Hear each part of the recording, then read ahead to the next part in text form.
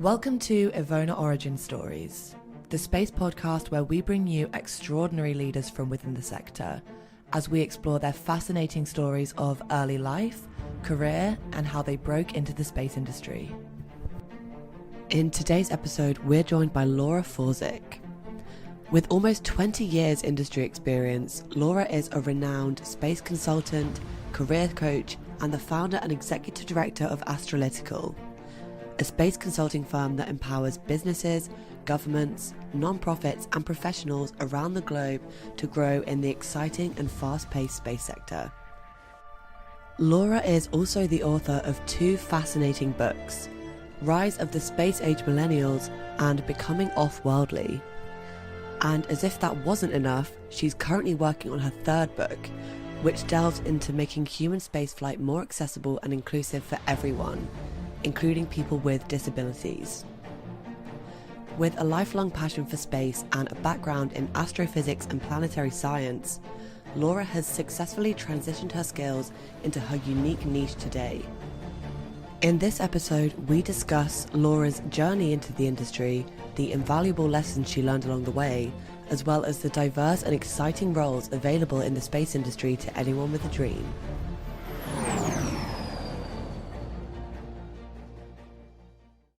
Hello.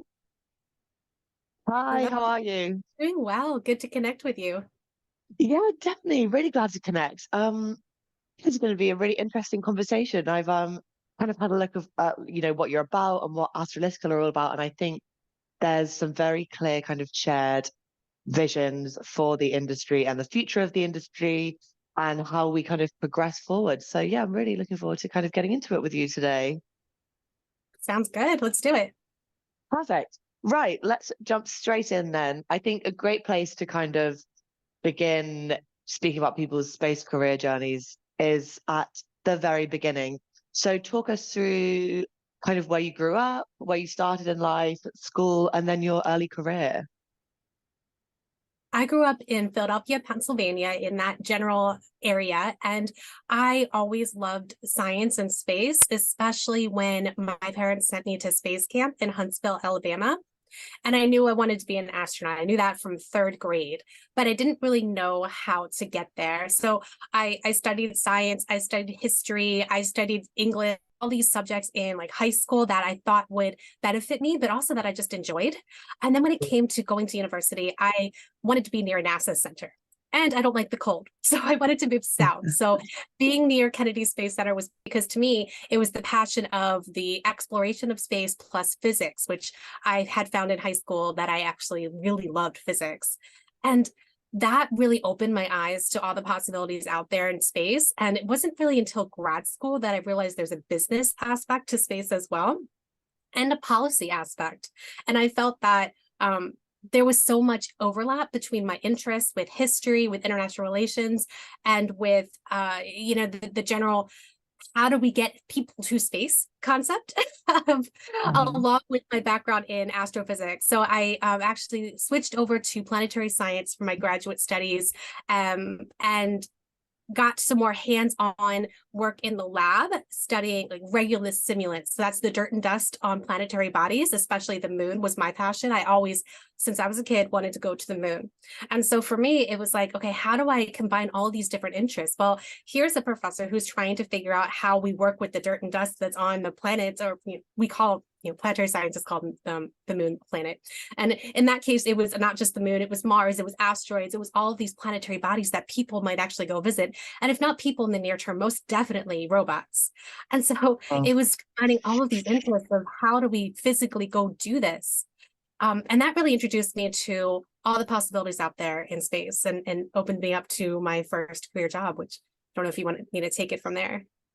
Yeah, great. So it'll be great to hear about because it's really interesting to hear how you said you went to space camp, always had this interest in science and space, but you explored kind of other, like you said, history, English, and then it's so great to kind of see the amalgamation of that and to kind of hear about the realization that you had that there's so many parts to the space industry and there's so many routes into it and there's so many ways that you can impact change through through the different skills and the different kind of experiences and knowledge you have. So yeah, what about what was your first job? What was your early career? The beautiful thing about getting introduced to the space industry is that it becomes much more diverse than you realize.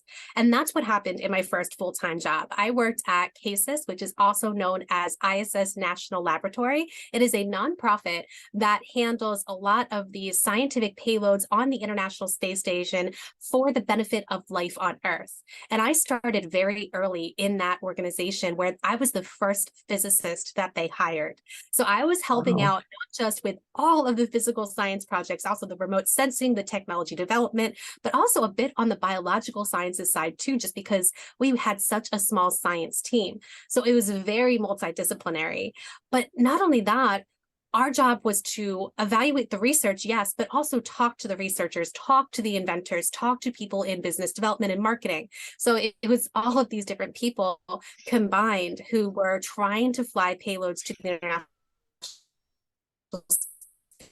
Station, was convincing them that there's really in space to benefit your product, to benefit your research, to benefit your service, whatever it has to be, explaining not just the microgravity environment, but also the radiation environment, also the way that the International Space Station is run with the environmental control and life support system, with the power grid and how it has to cycle through day and night every 45 minutes, and the batteries, and all of these things that make up how we live in orbit that eventually can help us live beyond orbit. But the mission of CASIS, ISS National Lab, was to benefit life on Earth.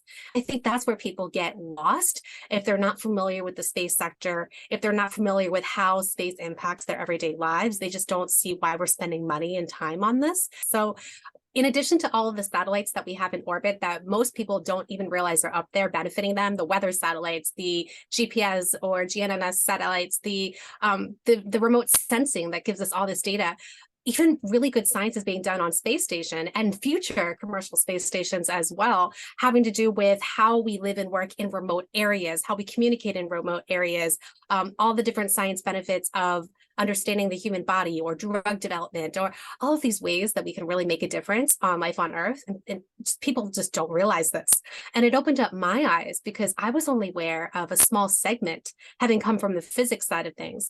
And so it really helped me to see not just where the research can do a lot of good, but also business and how businesses can actually make a profit and do commerce in space, which led me to my second job, which was a startup company based in Switzerland that wanted to do point-to-point suborbital transportation around the globe.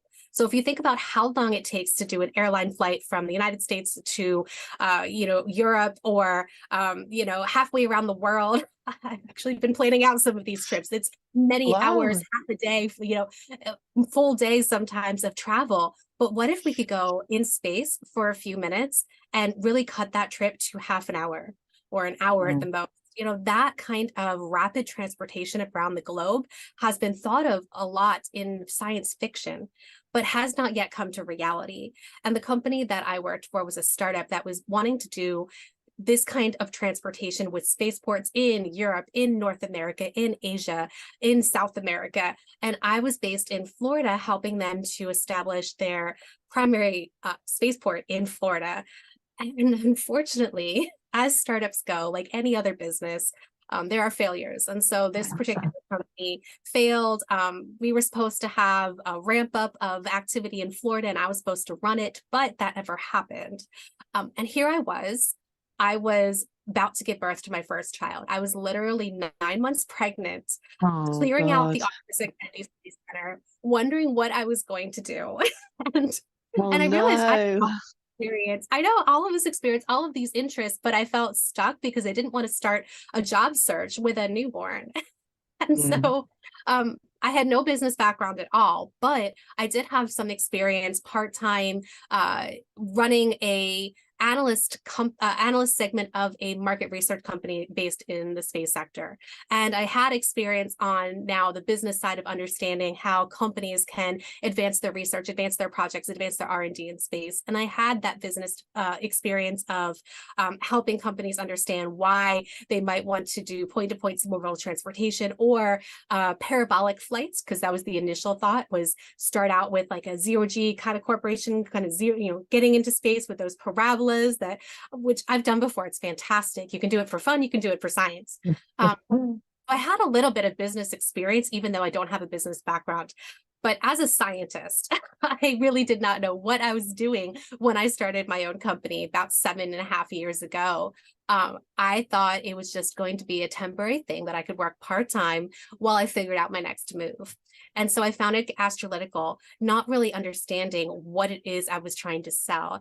But over the years, after a first disastrous year, I must say, because you learn the hard way sometimes about what works, what doesn't, what you need to do to properly align yourself with the market, how you need to talk about yourself and your offerings and your company, and who your ideal client is, and all these things as a scientist, I had never learned.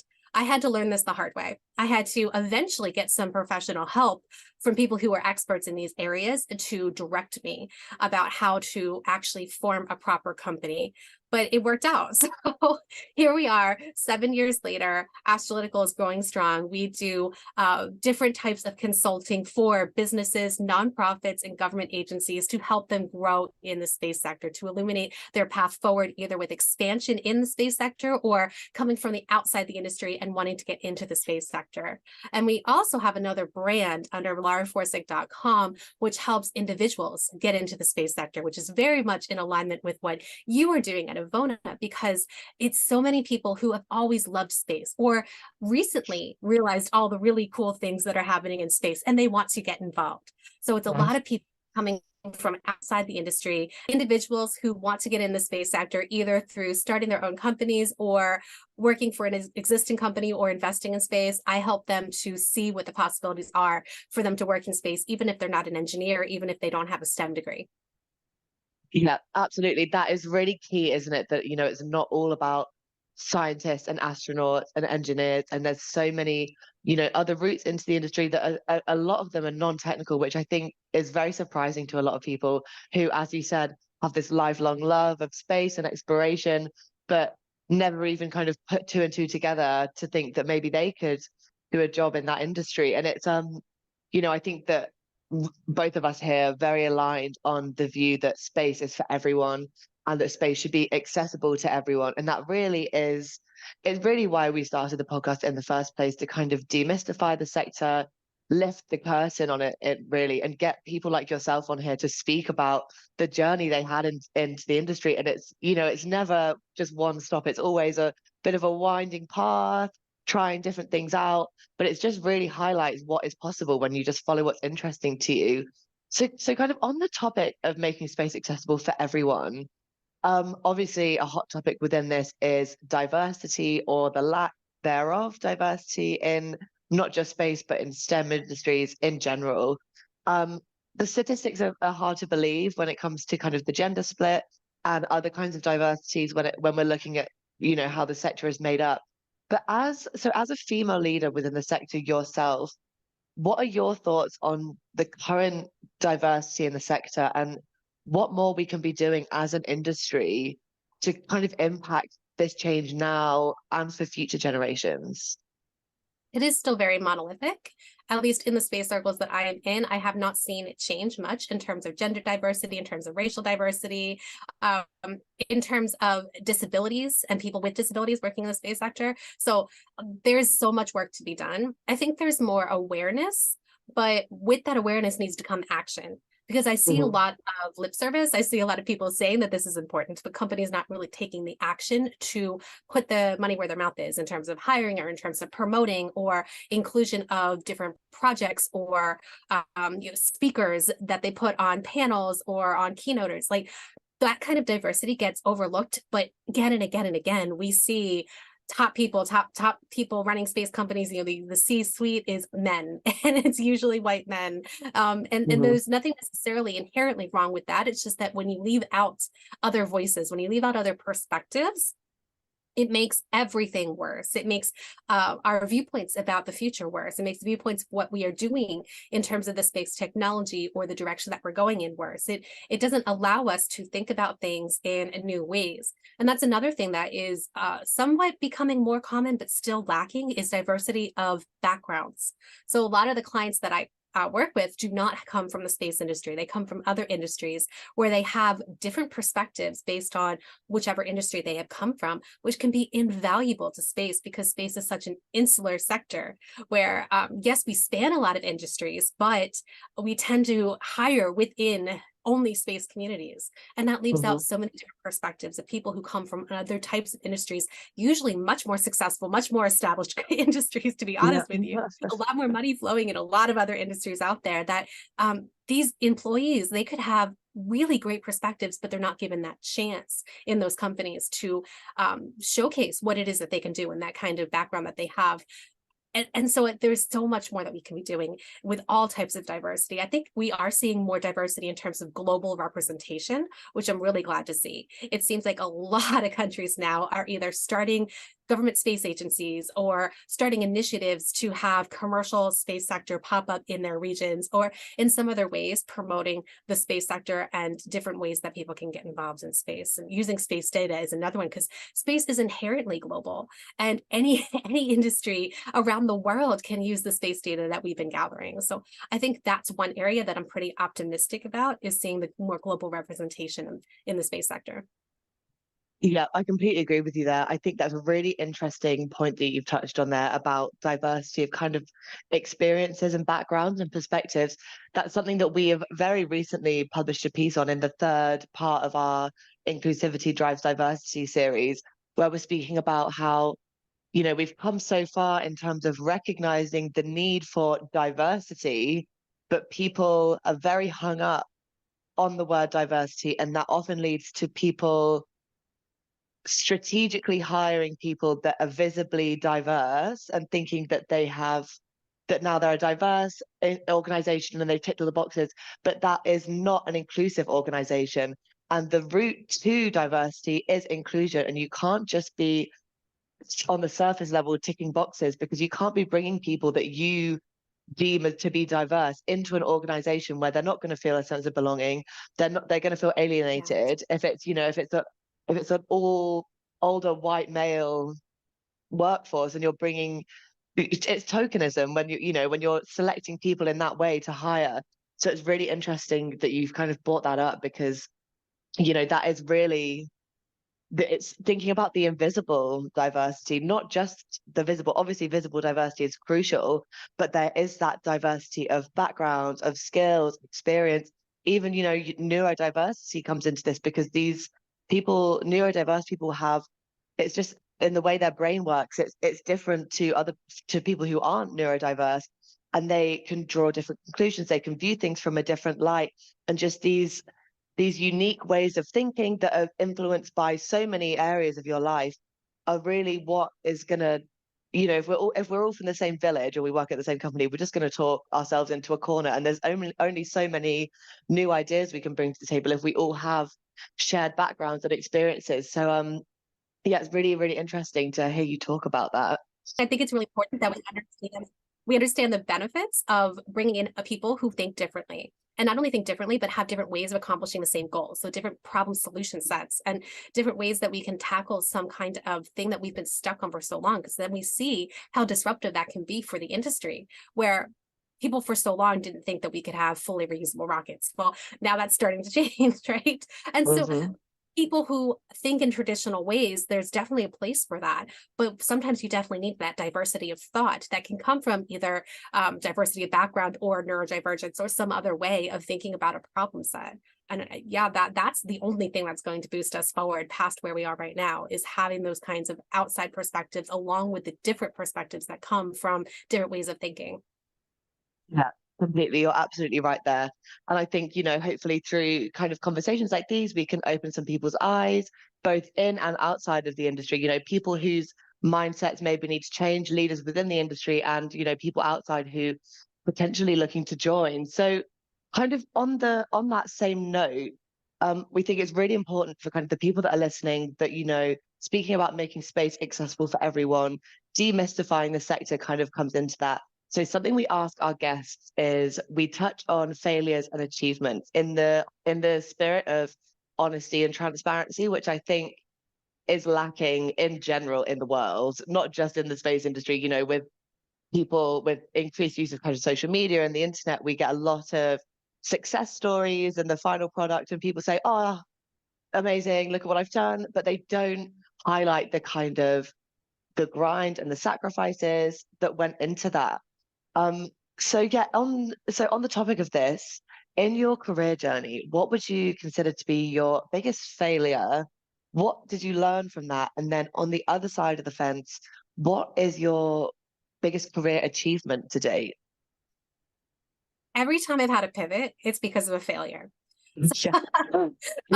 Just look at where people have pivoted in a very big direction, and that's usually either a major success or a major failure. And for me, it's been a lot of failures along the way. For example, my first graduate advisor and I did not get along. We butted heads, and so that was a big ordeal where it was a shared failure of her not understanding my goals and me not understanding her goals, and not us not aligning with a way to move forward successfully. And so I had to give up a NASA fellowship that I had and move on to a different university because I just could not continue working for somebody who wasn't aligned with what it is I truly wanted to do in my life. But I felt devastated because when you're a graduate student, it seems like the biggest decision in the world to leave graduate school. But I actually went to a different university where I got, again, all but dissertation. I'm all but dissertation twice over, which means that I passed all my courses. I passed all my exams and failed the exam the first time. That's another failure.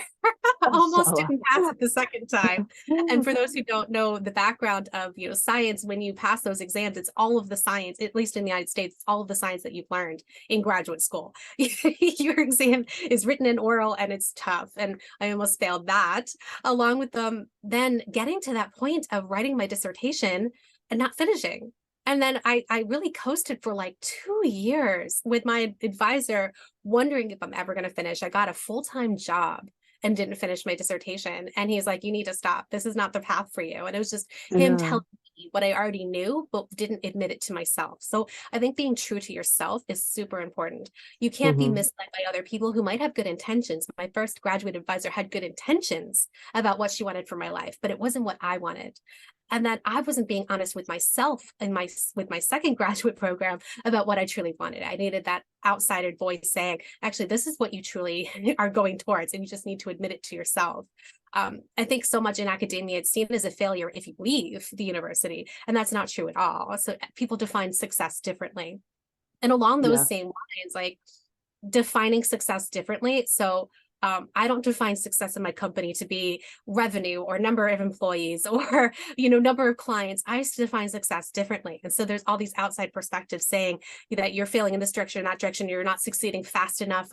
And for me, it's just redefining how I look at success, which is a hard lesson learned because there's a lot of comparison going on when you're a small business owner or when you're a young or medium professional, where you are looking to see what other peers are doing and where they are in their careers and where they, similar businesses are, or you can't do that comparison. So that is a trap I fell into a lot. And I've had to take myself out of that because my success and failures are defined by the ways that I define success.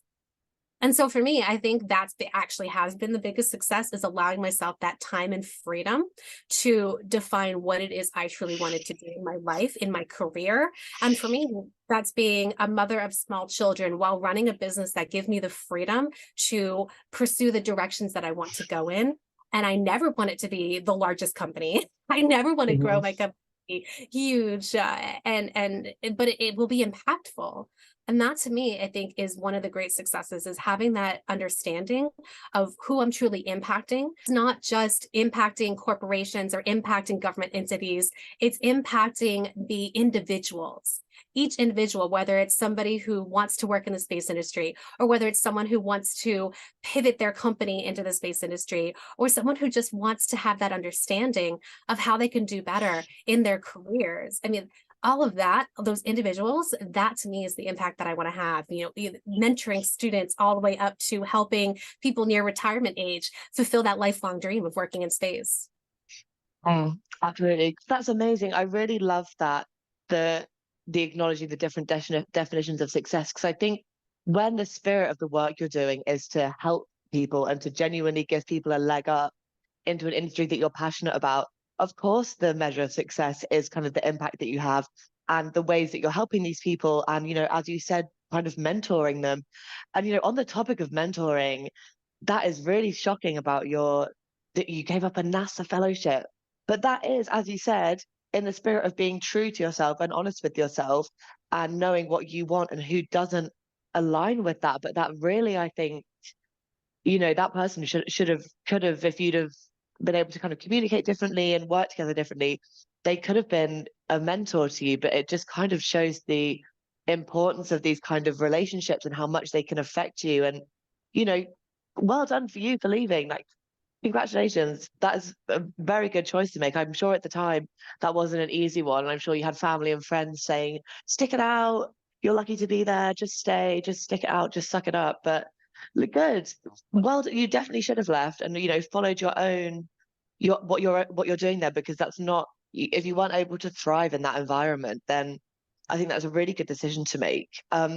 And this kind of brings me on to something else that I want to discuss with you. Speaking about kind of mentors and, the importance of people, I see people as a resource, not in a necessarily a cold transactional way, but, in the way that, especially in the space industry, that networking and people, I think, are the number one resource. And this is, kind of in the spirit of making this a teachable moment for the people listening and giving some tangible advice. This is a bit of a two-part question, but so on your kind of route into the industry, what would you say were the best resources, whether that is people, mentors, courses, programs that you kind of identified over the years that helped you transition into the space industry?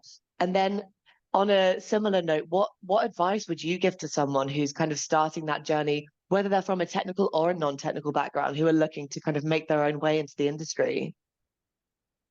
One of the things that I wish I had done sooner was reach out to the community, to people within the community, and learn from them and get advice from them and understand their career paths, because that could have helped me so much more.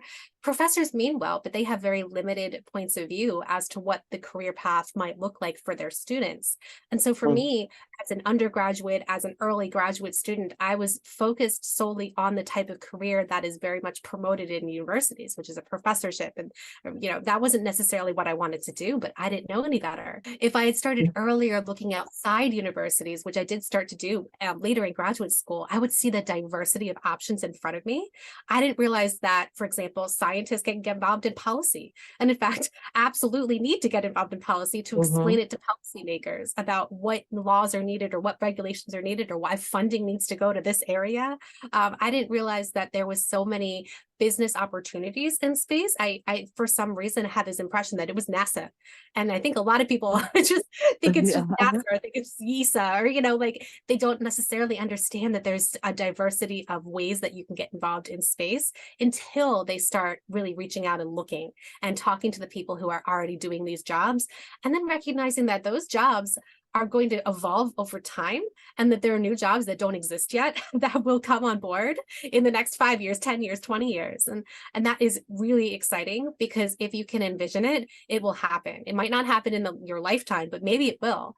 And maybe you need to align yourself. And the only way to do that is to be proactive and start talking to people and start getting involved. So it's two-pronged. It's not just the talking, right? You actually have to start then getting out there. So that could be volunteering for an organization, a space organization that's local or one that's national or international. It could be, getting involved in like star parties or rocket clubs and really learning how to launch or use a telescope. Or it could be getting involved in working groups and writing papers or going to the UN. I mean, I know students who do that. There are really so many different ways, depending on your backgrounds and your interests, to get involved beyond what your degree says, beyond what professors have told you is possible, because there's an infinite number of jobs out there that you could either get involved in right now or create later.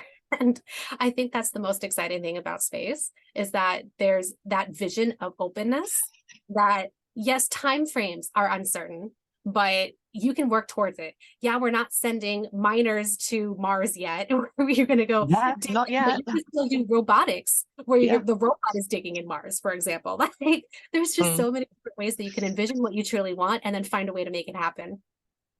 Yeah, exactly. I love the kind of the mention of the jobs that don't exist yet. I think that was one of the first pieces I wrote when I joined EVONA. It was my first time working in a kind of a space organization. And I wrote, what was it called? Oh yeah, Space Careers of the Not So Distant Future. And I was talking about space doctors, space lawyers. Space lawyers is very much a thing, I'm now aware. But So are space space far, doctors. pardon? Space doctors are a thing too. Exactly. It's so interesting, and that's so they're not even the good ones. That was my first understanding of asteroid mining, space psychology to help people who are feeling isolated in space. How do people live together? Space farming and what they're doing on the International Space Station, not just for food, but also for mood, to boost people's moods on the International Space Station.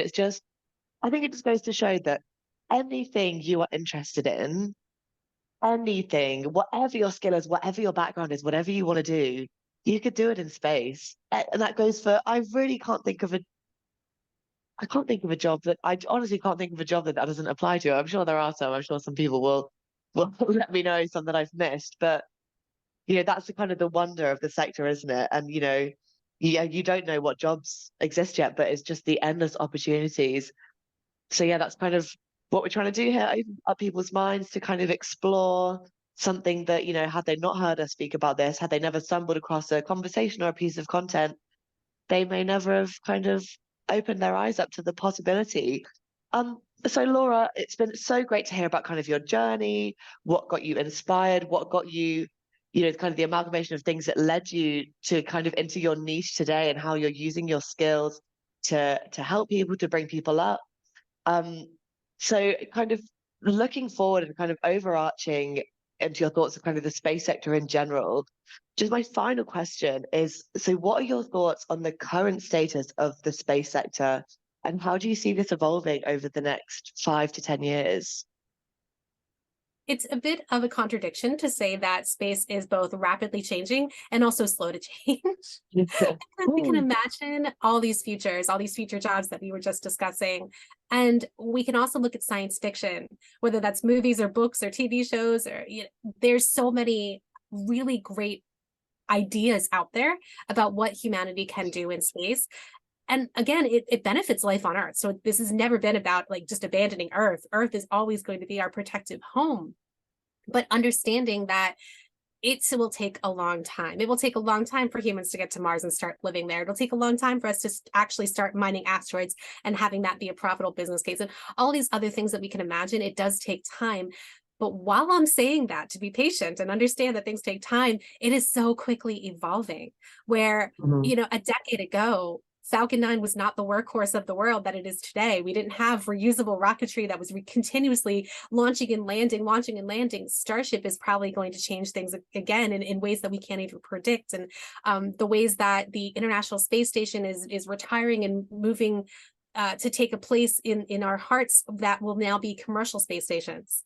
So as much as I love ISS and will be sad to see it go, I'm extremely excited about the possibility of commercial space stations and all the different use cases and users and the ways that we can get involved internationally with different types of research and different tourism opportunities and all these different ways that we bring Mhm. people together under the umbrella of space, which is, again, inherently global. And so the industry is rapidly evolving, but at the same time, we need to understand that things do take time. And so to wrap it up, you need to know that, yes, you can make that difference. And yes, you can make that change, and just be a little bit patient that it's not going to happen overnight, but you can actually be the one to be working in some of these areas that makes some of the biggest change in humanity in this century. Yeah, absolutely. I think that's a really great kind of closing point because I know a lot of when, recently I know we went to speak at a school with children and a lot of the pushback we got was what's the point? Why are we they were saying, we've already ruined life on Earth. Why are we going into space? That I know positive thoughts from the youth, but it's about these great, people think these things, let's challenge them, it's, how do you think we're combating, we're climate change from space, we're monitoring the environment, we're revolutionizing farming and agriculture, we're monitoring the oceans, there's so many things we're doing. And, yeah, exactly. As you said, people listening could be if they kind of open up their minds to the point of why we're doing what we're doing, why we're in space, why we're pushing space exploration, it is for the benefit of humanity and life on Earth. And there are endless opportunities in the coming years for people to impact them, change themselves, and get involved in doing some long-lasting good for the planet from space. Exactly.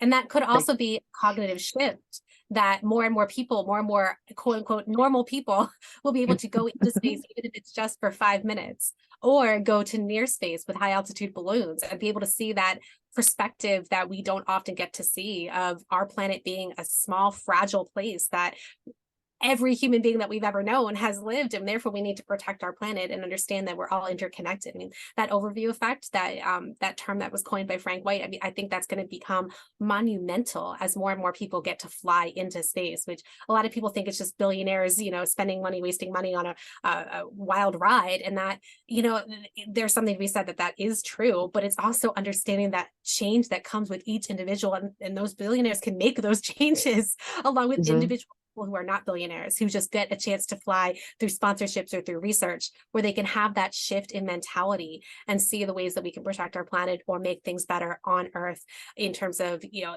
in terms of the geopolitics or international relations, or the way that we do industry on Earth that pollutes, and how we can change things from just changing our perspective.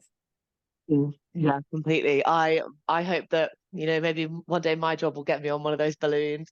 I would do anything to go to just above the curvature, just give me 5 minutes, and I'd be a changed person forever.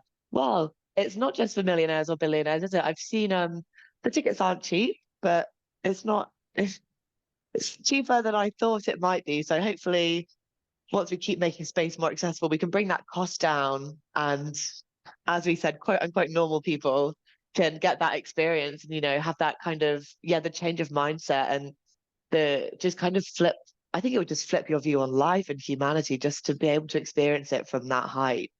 You would come down a pacifist. Whoever goes up there, you would come down a changed person. It would be incredible.